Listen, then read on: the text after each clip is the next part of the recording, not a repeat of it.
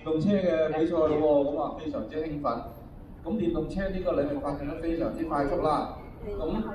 發展嘅同時咧，就引申咗其他好多個領域都有快速嘅發展。咁我哋今日咧就好高興啦，就請咗其中有3個領域嘅領頭嘅企業，3位 CEO 坐喺我隔離咧，就講下佢哋各自嘅領域嘅發展。咁喺我左手邊第一位咧，就是說普通話就是吳祥敏先生，這就是上創科技的 CEO。你好。咁中間呢一位咧就係 Angus 羅明佑先生，另外一位 CEO， 咁佢公司咧就叫做 Refine Motor Company。咁最離開我最遠嗰位咧就係何國圖先生，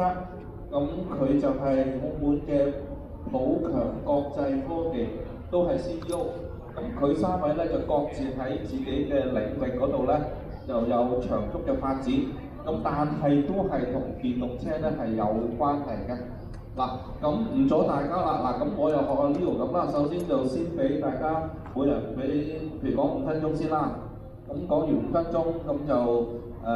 又睇下大家有啲咩 Q&A， 咁臨尾大家又可以用1-2分鐘時間做一個總結。咁因為我呢個環節加埋咧就半個鐘頭，咁應該係差唔多㗎啦。咁唔阻大家時間，咁麻煩吳先生你先講一講好唔好？你有 PPT， 對，如果有 PPT。OK， 大家好，我叫 Kevin， 不好意思，今天我用普通话跟大家来去做一下我们公司的一个介绍。我们公司叫商创科技，已经在澳门落地有2年了，我们是在2023年成立的。然后在2023年，我们主要是为了适应包括港澳地区的新能源车迅速发展的这样的一个态势，我们使用了这个移动储能解决方案，来为我们广大的市民提供新能源车充电的一个解决方案。那么我们其实可以看到，在包括澳门和香港的地区，有很多的一些我们急于待于解决的一些痛点和问题，特别就是针对于包括澳门政府，包括香港政府，在2035年其实都立下了一个很大的一个目标。在澳门呢，我们的政府目标是在2035年全面禁售私家车的燃油车。那么在2035年的香港是全面禁售燃油车这样的一个目标。所以从这样的一个角度来看，我们只剩下9年不到的时间。其实澳门呢，一共有汽车的保有量是在12万辆，目前真正的新能源车才只有7000辆，所以剩余了还有113000辆的车有待于变成新能源车。所以在每一年我们是将近，如果真的要达到2035年有一半的车要替换成新能源车的话，其实每年将近要替换5000台这样的车。所以我不知道大家对于2024年有没有看过我们的私家车更新数据是多少？从交通局给到我们的数据来看，真正的私家车不到2000台。所以真正我们如果要实现2035年禁售私家的燃油车的话，我们还有2倍目标的增长。所以这个其实是一个很可观的一个数据，当然这也是一个比较难的一个挑战的一个数据来看到的。其实这最大的几个问题在于哪个地方呢？我们也做了很多的一个调研，包括我们现在的一些推广的数据，我们看到。第一个是说我们的安装申请其实是很难的，我们有几个比较大的一个局限性。一个局限性是在于是说，我们的每个物业小区的电容是不够的，基本上没有几个小区是可以去给到用户来安装的电容。第二个是说，我们其实还受到了一定的法律，比如说业权法的要求，我们在安装任何一个居民在安装的时候，都要通过业委会2/3以上的投票同意才能够进行安装。所以即便同意了，我们还要经过土地工务局包括电力公司包括物业的这样的层层审批，才有可能完成的安装申请。快6个月，慢很可能达到了2至5年的时间。这个其实是非常难的一个过程。第二个呢，其实它的费用其实是很高平均的数据吧，装一个在大陆装一个充电桩，基本上在3000到5000块钱就能够完成人民币。但是在澳门呢，这个数据要乘以10倍，不是 double， 是乘以10倍，差不多在10倍 10 times， 差不多3万到5万这样的一个价格。所以这个费用是很高啊，大家可能想象不到为什么会这么高这样一个程度。那么第三呢，其实它这个整个过程是很繁琐的，需要经过很多的层层审批，所以这一点呢，制约了，我相信这也是制约了澳门新能源车在高速发展的一个过程。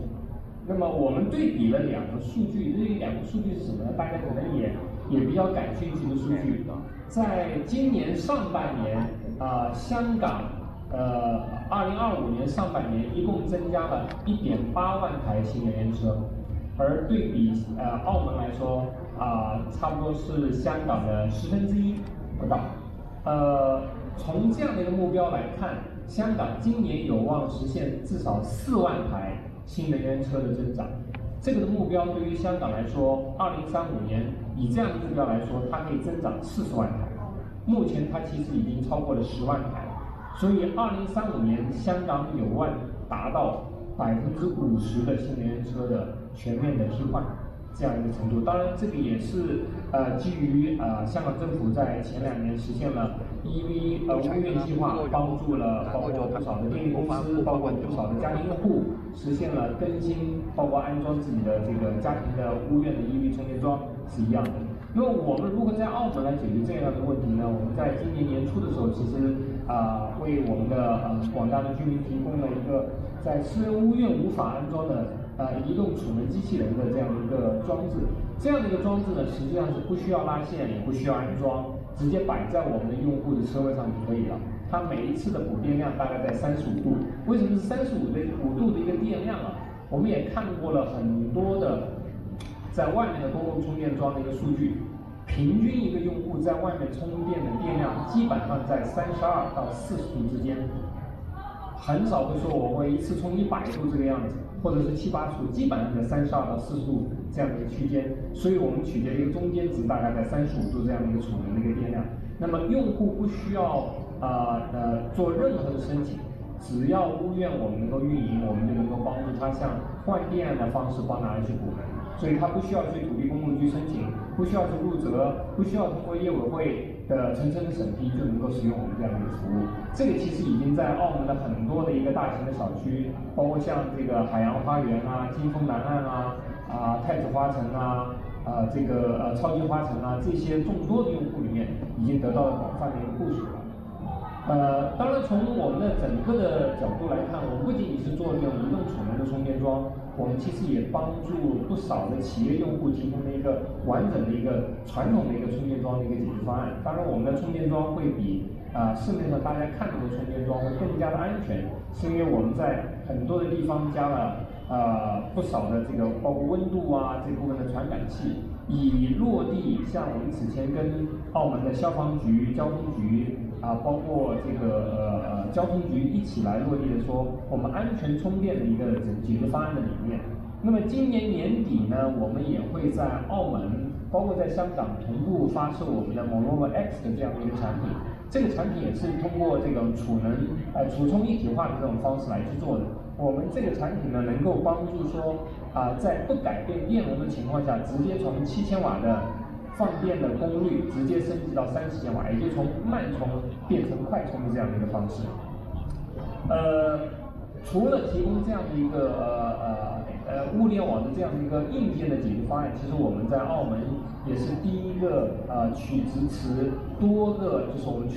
多渠道这个支付的这样的一个小程序的一个解决方案。我们现在的小程序已经入驻到了这个 MPay 的这个平台里面，也是能够为更多的包括像这个博彩企业也好，包括其他的停车场也好，提供一个全面的一个智能充电站解决方案的一个本地化的一个厂商了。这个实际上是我们在澳门已经落地的不少的用户的一个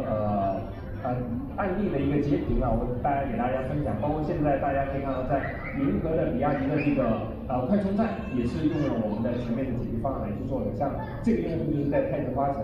然后大家可以看到我们的这个设备直接摆在它的车尾旁边，那边也是在海洋花园，也是摆在它车尾旁边，就可以出来使用。那么我们的目标实际上一方面是立足澳门包括香港，也是通过希望基于中葡贸易这样的途径，能够更好的把我们的主创带到欧洲甚至南美不语系的国家。OK， 好，谢谢主持人。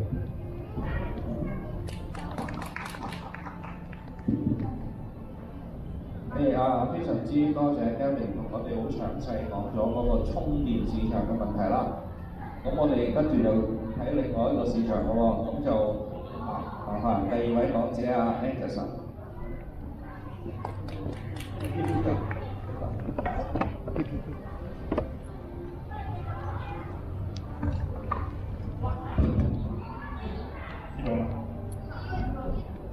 好啦，大家好，我叫 Angus， 我係 Refine Motor Company 嘅創辦人啦。咁好多謝今日有機會過嚟澳門分享一下我哋嘅科技，同埋了解一下呢邊呢個電動車嘅市場。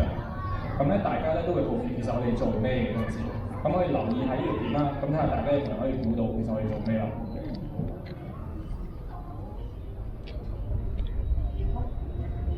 其實係咪見到個車有少少唔同咧？咁呢部咧係一部94年嘅賓利嚟嘅。咁你見到啦，佢可以喺路邊行駛，亦都係一部正常使用嘅車輛啦。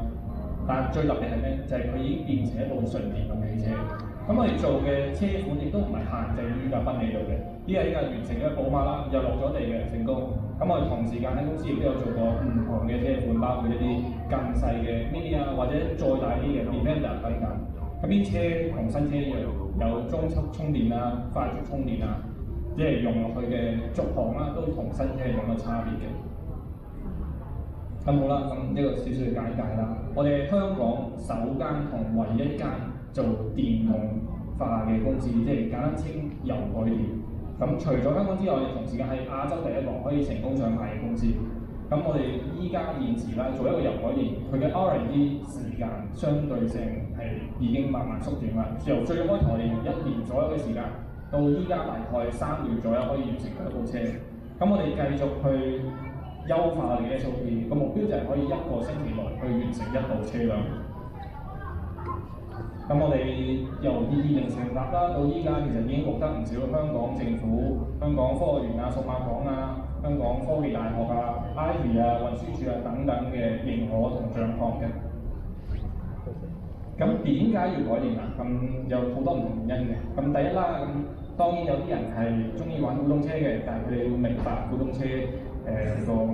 運行成本高，或者就係佢經常會壞。咁油改電係一個好嘅 option。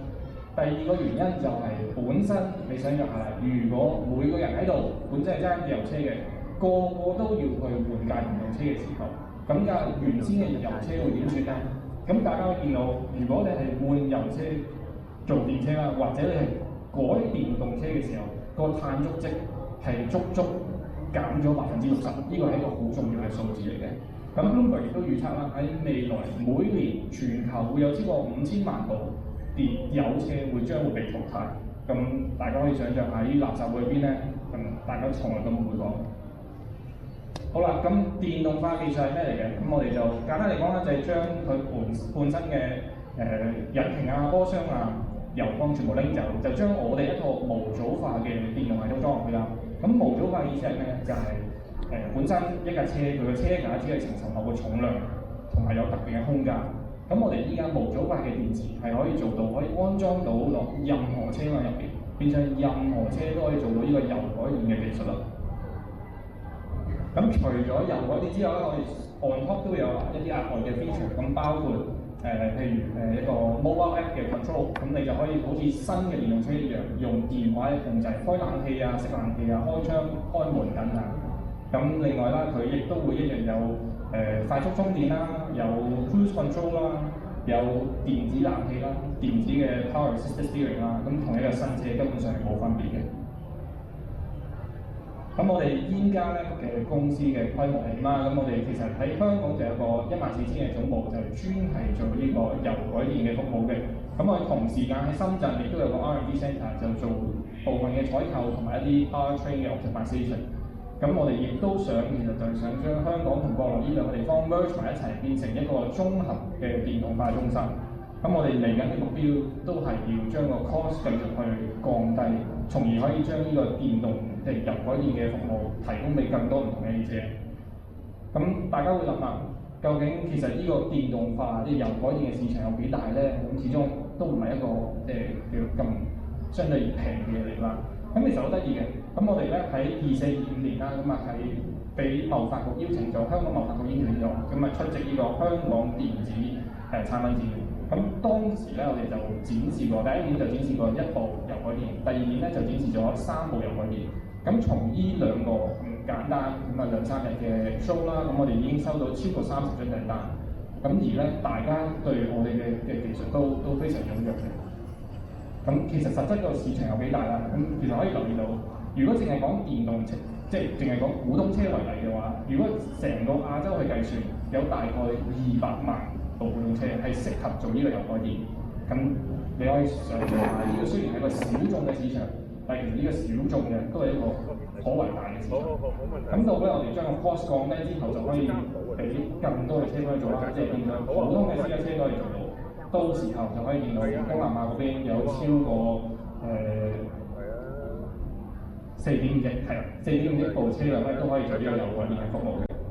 得啦，OK，好。咁呢啲就係我哋自己嚟緊預計每年新開嘅數據啦。咁26年我哋就喺香港做30部，咁慢慢1年1部，1年1部咁去提升。咁當然就係我哋個 SOP 就會越嚟越完整，咁我哋嘅速度越嚟越快，咁就可以越做越多。咁呢個就係我嘅分享啦。咁希望大家如果有任何意見都可以指導一下。多謝。好多謝啊 Angus。哇，好興奮喎！我聽到話原來可以揸住個94年款嘅車，但係唔係電車嚟嘅，好興奮。咁仲要個碳足跡少咗60% 喎，更加興奮。哇，今日真係嚟到呢度好開心啊，學到好多新嘢嚇。咁啊，第3位咧，又相信就會帶俾我哋另外一啲嘅新嘢。咁亦都係呢一個電車延伸出嚟嘅一啲產品。咁其實我知何生咧，其實喺澳門咧就已經係好有名、好成功啦。咁亦都好多時同我哋有分享佢哋嘅企業咁今日非常之開心請到何生嚟啦。咁啊，請何生分享下你哋做緊啲咩嘢咧？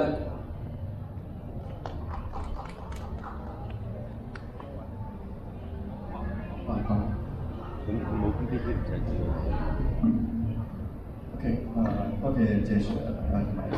主辦單位咁好機會俾我哋介紹下公司。咁之後開始講8分鐘後。我雖然係由細到大喺澳門長大嘅，其實我哋公司最早喺Silicon Valley成立嘅，係即係最下嘅嗰個係 Sindicare。咁跟住我哋大概有差唔多300人，大部分而家都仲喺北京，就係喺中間個喺中間村嗰度，但係澳門呢邊大概有50人左右。我哋攞咗大概5輪融資，包括最早係世界最大嘅芯片設計公司 Cadence 嘅翻入頭，後尾就仲攞咗中科院嘅投資同埋紀錄投資，跟住大概18年嗰時我哋贏咗橫琴嘅創業大賽，做下廣告有1億嘅獎金，咁如果公司上落嚟參加呢個比賽，其實係唔錯嘅，係真係有1億嘅獎金。咁我哋嘅核心嘅技術就係基於神經網絡嘅語音識別同埋語義理解。咁而家我哋都用一啲大模型。咁用呢幾種技術嘅呢啲核心技術嘅話，我哋將個產品用喺第一個就係個 call center 個 voice chatbot 嗰度。我哋大概有幾百個客戶啦，包括中國銀行、中總行嗰個安聯AIA， 香港有幾個客戶都係用我哋嗰啲語音識別系統。咁跟住中國聯通9個省，中國電信20幾個省，同埋一啲外國嘅客戶嘅內客戶都用我哋。咁另一個就今日轉翻轉頭就係汽車度。汽車度我哋有大概10幾款車係用我哋嘅人工智能技術嘅，包括微智中帶、奇瑞啦，咁豐田而家所有豐田同埋 Lexus 所見到嘅好大牌子，都係用我哋嘅語音同埋人工智能技術嘅，所以其實我咩都做得唔錯。咁跟住呢邊我見到東風亦都係個客戶跟住Honda 應該差唔多攞落嚟啦，日產我見到基本上同埋華為有大概泰國、俄羅斯、北歐三國都係用我哋嗰技術嘅。我哋嘅技術主要係我哋基於其實都係基於原來係基於大微神經網絡，而家基本上我哋係自己訓練一個雲家端嘅大微同埋其實好強呢邊係做個小嘅語種係嗰邊係做得比較好嘅，好似普通話肯定有啦，粵語咧呢度做得唔錯，國語跟住英文肯定要有，而家我哋做緊泰文、俄羅斯文同埋嗰個北歐三國嘅語。我呢度有個 TTS 嚟嘅，即係話我哋呢邊可以做到，即係你只要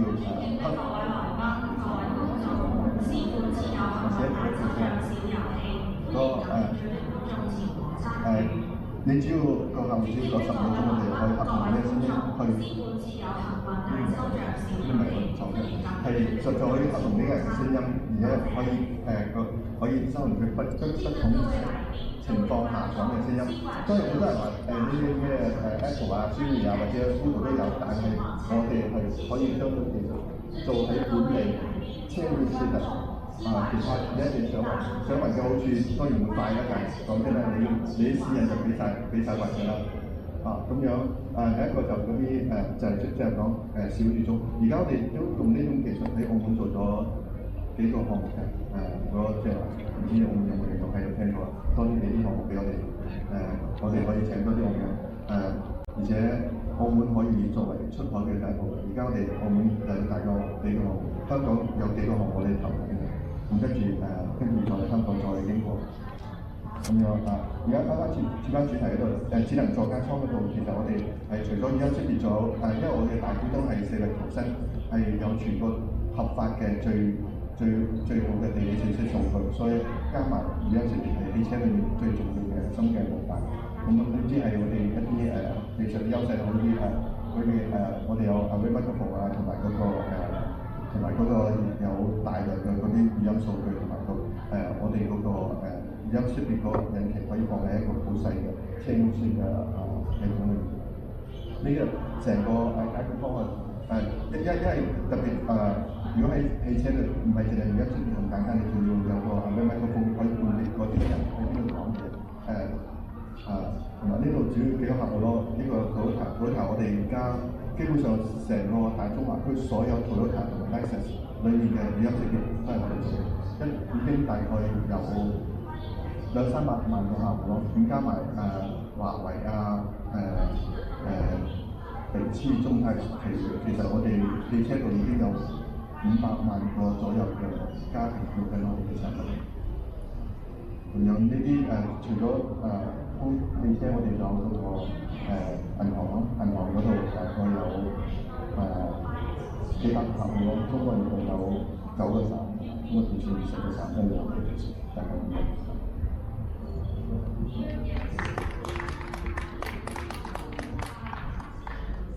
唔該晒 Elton，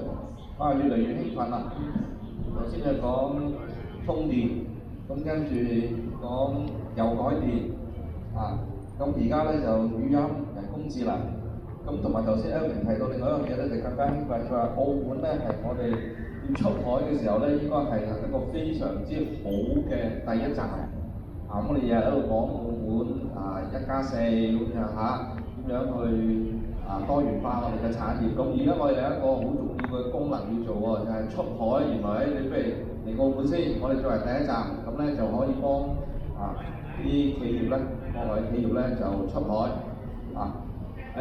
咁好啦，3位講者嘅精彩發言咧就聽完啦。不如咁啦，跟住第2部分咧，我就俾啲時間大家有啲咩問題可以向3位提問。之後咧咁就時間差唔多啦，咁臨尾咧就各自有2分鐘，等3位專家咧就做總結。咁台下嘅聽眾有咩問題隨便問。冇啲咩問題想提問？ OK，咁如果冇嘅時候，咁我就直接咧就去到最尾嗰度啦。咁三位專家啊，咁不如你各自俾2分鐘你，大概2分鐘到啦，咁就總結你哋嘅發言或者有啲乜嘢。譬如我頭先聽到卜先生我聽到你很多東西可能很想跟那個澳門政府談一談跟他提議，每一個大概有2分鐘，你可以總結。OK， 其實我們來看這個為什麼其實在同樣的一個情況下，我們可以看到香港的新能源車的增長數據其實比澳門會增長得快很多。一方面大家看到香港其實主要的港島區其實離深圳是蠻遠很多的情況下澳門其實離橫琴也好，包括離拱北其實是很近的。第二呢，澳門的南北距離它不超過15公里。所以其實澳門作為一個這樣的一個地區來說，是非常適合新能源車。所以我們也可以看到很多的用戶跟我們反饋，他一天的行駛里程不會超過40公里，平均就是說有些多的可能去香港會比較多，平均不超過40公里。比如說，如果我每一次充大概30度到40度電我們以35度電為例，它基本上能夠跑200公里，1比6來看。如果1比5的話，基本上能跑到160公里。比如說這樣的話，它充一次電至少能夠開個4到5天，像通勤是沒有問題的。但在這樣的一個大前提下，我們並沒有很可觀的看到澳門的新能源車有一個爆發式的這樣的一個增長的一個過程。我覺得最大的一個問題是什麼呢？最大我們看2個數據，一個數據是大家都知道，澳門其實看到市面上最多的車的品牌就是特斯拉。為什麼是特斯拉？這個數據可以跟香港其實是一樣的，但香港在今年年初有很多數據就反過來了，第1名變成了 BYD， 跟比亞迪了，所以這個樣子。那麼今年呢，在3月份和4月份，大家有沒有注意到，當月銷量最多的數據不是特斯拉，是 NIO， 是蔚來。為什麼是蔚來？因為蔚來在澳門落地了2個換電站，所以要解決汽車增長的最大的一個瓶頸，其實就是用戶擔心的充電問題。如果說就像我們現在在看，說如果我們也可以把像國內的，當然國內的像這種兆瓦快充現在其實已經不止兆瓦，就10兆瓦以上的這種快充，能落地像澳門的話，其實是非常讓人興奮的一件事情。但是這個的前提條件是什麼？是我們的電力基礎設施建設需要相當的發達，這樣才行。但這個呢，又是屬於一個需要長期包括政府需要。所以其實我們也是希望說，政府也能夠在這個層面上，也能幫助我們這種私營的企業，包括我們私人的物業以及私有的用戶，能夠有一個類似這樣的一個助力計劃，讓我們更好的去擁抱新能源。OK， 多謝晒。咁或者請Angus 又用2分鐘時間同我哋總結下。好啦，咁總結嚟講，其實呢個新能源車啦，咁係一樣無可避免嘅事啦。但係其實我哋點樣去得到呢個新能源車咧？咁呢個先係重點。因為如果每個人都係為咗要換車而劏咗本身嘅有車，咁呢個係一個好唔環保嘅方法，footprint亦都好大啦。咁成個 industry 咁除咗做電車嘅之外，仲有充電仲有其他配套咁當然要個即係 stakeholder 一齊去合作，先可以去推動呢個 sustainability， 即係令到呢個世界更美好啦。多謝。多謝晒。咁最後咧就輪到Alvin 啦，咁有2分鐘。不過 Alvin 咁我知道頭先你講一樣嘢令我哋超級興奮嘅，呢個世界上冇乜比賽咧有1億元獎金。咁頭先Alvin 已經證實咗啦，係1億元獎金收咗咯嘛。收咗㗎啦佢。唔係好似係第一屆係嘛？你哋第一屆就係認住㗎啦，就係 Alvin。咁你有2分鐘總結，但係如果你想教我哋點樣去攞1億元總獎金咧，你就可以再講多2分鐘添。咁你決定啦，唔該你總結咗先